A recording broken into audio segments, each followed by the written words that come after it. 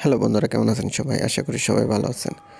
বন্ধুরা, আমাদের এই গল্পগুলো যদি ভালো লাগে অবশ্যই লাইক করবেন আর কমেন্ট করে জানিয়ে দেবেন। চ্যানেলে যদি নতুন হয়ে থাকেন অবশ্যই সাবস্ক্রাইব করে পাশে থাকা বেল আইকনটি প্রেস করে রাখুন, যাতে নতুন নতুন ভিডিও আপলোড করার সাথে সাথে আপনার নোটিফিকেশনে চলে যায়। আমাদের আজকের গল্প আড়ালে ভালোবাসার সংসার সিজন 2 পর্ব 21 এবং 22। লেখিকা ইস্পিতা শিকদার সামিয়া।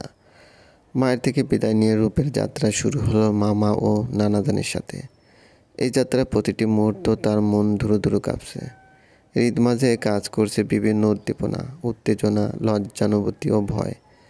গাড়ি আগতি হওয়ার শব্দ, আদিল খানের স্ত্রী মিসেস অম্বরী খান ও তার দুই অষ্টাদশী কন্যা জাইমা রাইমা প্রবেশদ্বারে এসে দাঁড়ায়।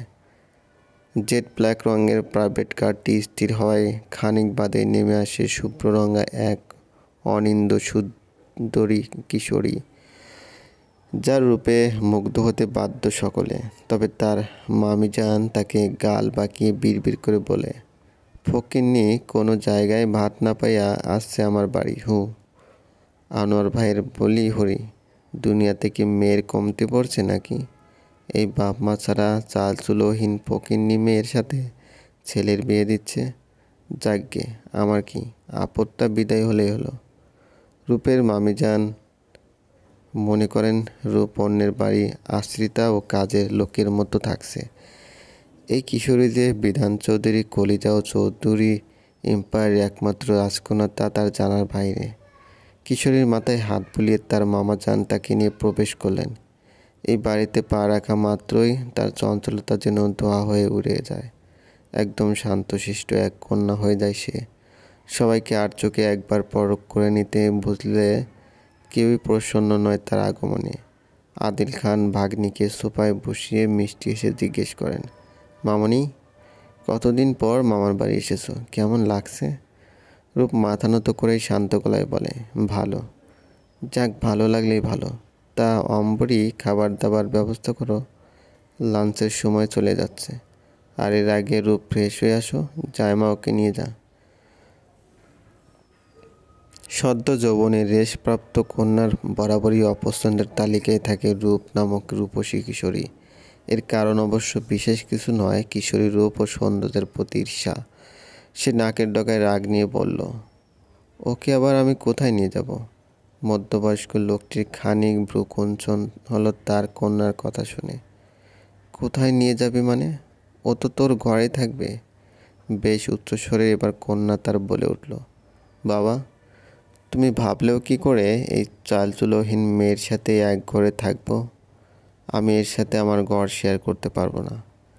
মেয়ের কথায় ক্ষুব্ধ হয়ে তিনি বললেন, জবানের লাগাম দাও জায়মা, না হলে আমার হাত একটু কাঁপবে না। তোমার ওর সাথে থাকার ইচ্ছে নেই তাই তো? ও তোমার ঘরেই থাকবে, তবে তুমি থাকবে রাইমার ঘরে। এবার যেন রাগে কান্না এসে পড়ল যুবতীর। কাঁদো কাঁদো গলায় বলল, বাবা, তুমি এই মেয়ের জন্য আমাকে, এই মেয়ে আসলে একটা অপয়া। বাপ মা তো খেয়েছে। আদিল খান তাকে শেষ করতে না দিয়েই ধমক দিয়ে উঠলেন, জাইমা। জাইমা একবার ক্ষুব্ধ চোখে রূপের দিকে তাকিয়ে হন হন করে সিঁড়ি বেয়ে উপরে উঠে গেল। এসব দেখে অম্বরী খানেরও মেজাজ খারাপ হয়ে যাচ্ছে। পরের মেয়ের জন্য নিজের মেয়েকে হেনস্থা করার বিষয়টি সে কিছুতেই মেনে নিতে পারছে না। সে একবার তীক্ষ্ণ দৃষ্টিতে কিশোরীকে দেখে রান্নাঘরের দিকে এগোয়। এদিকে রূপের লজ্জায় রাগে নাক কান লাল হয়ে যাচ্ছে। চোখের কোণে বিন্দু বিন্দু অশ্রু জমতে শুরু করেছে। তা দেখে তার মামাজান বেশ ভয় পেলেন, যদি চৌধুরী বাড়ির কেউ জেনে যায়, সেই সাথে লজ্জিত নিজের পরিবারের এমন কাণ্ডে। তিনি পরম মমতায় রূপের মাথায় হাত বুলিয়ে বললেন, ওর কথায় কিছু মনে করিস না মামনি, ওই এমনই বেজাত, পুরোই তোর দজ্জাল মামির মতো। ঋতু, ওকে জাইমার কামরায় দিয়ে আয়। সার্ভেন্টের সাথে রূপকে পাঠিয়ে দেয় ঘরে। ঘরে ঢুকে কিছুক্ষণ বেডে শুনে ফেসবুক স্ক্রল করে, তারপরে একটা টকটকে লাল রঙা তাঁতের 3 পিস নিয়ে ওয়াশরুমে ঢুকে যায়। একটু সার্ভেন্ট তাকে খাবারের জন্য ডাকলে তার সাথে নিচে নেমে যায়। খেতে বসার পর প্লেটটা তার সামনে রাখতে খাওয়ার ইচ্ছে ঘুচে যায় তার, কারণ খাবারে এক মুঠো ঠান্ডা ভাত, একটা ছোট ইলিশ মাছের টুকরো ভাজা, যা দেখে বোঝা যাচ্ছে বাসি, আর একটু আলু ভর্তা। চোখ তুলে সবার প্লেটের দিকে তাকাতেই আরও মন খারাপ হয়, কারণ সবাই খাচ্ছে গরুর মাংস আর গরম ভাত।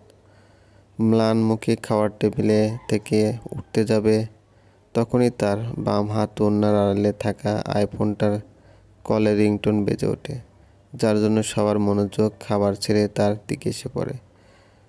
তবে তার সেদিকে ধ্যান নেই। ফোন সামনে আনতে দেখে ভিডিও কল।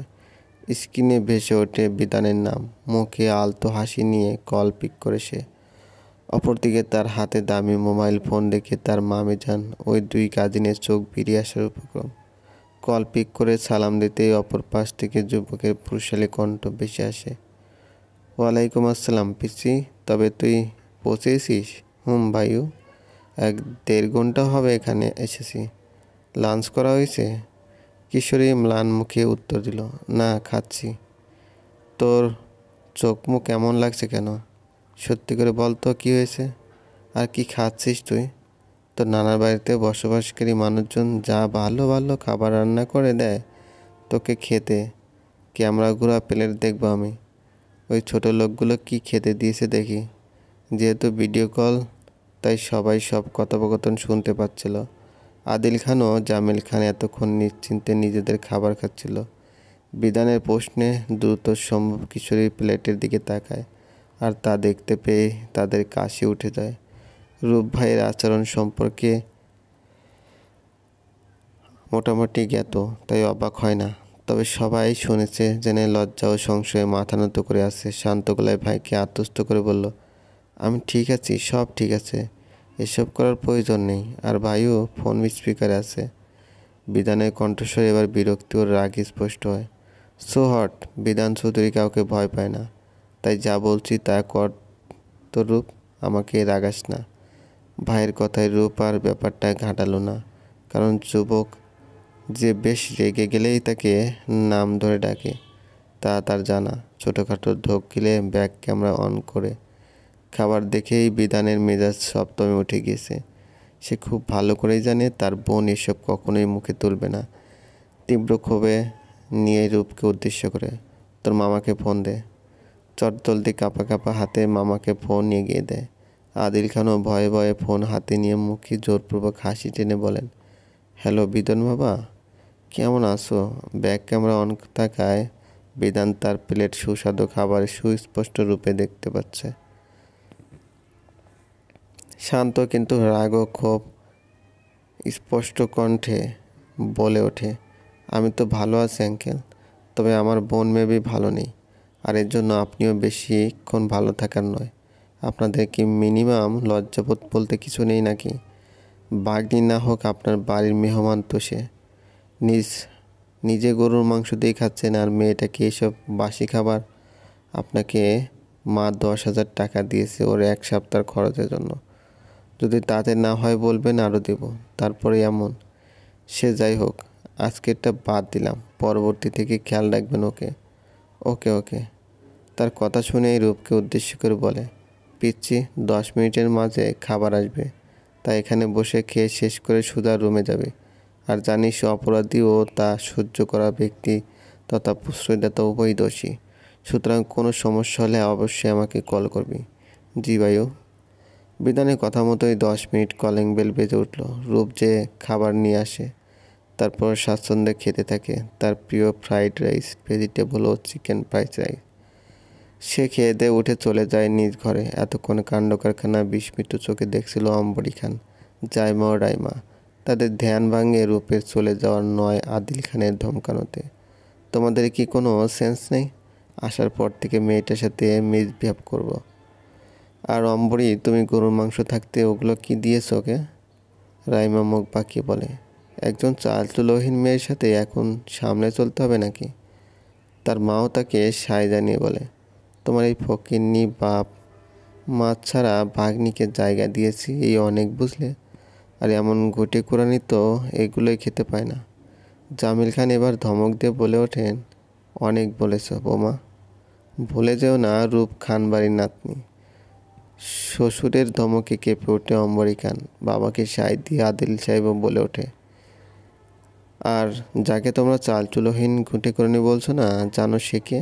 বাংলাদেশের টপ কোম্পানি চৌধুরী এম্পায়ারের একমাত্র রাজকন্যা, বিজনেস টাইকুইন বিধান চৌধুরী কলিজার টুকরো এবং একমাত্র ছোট বোন। চলবে গল্পটি ভালো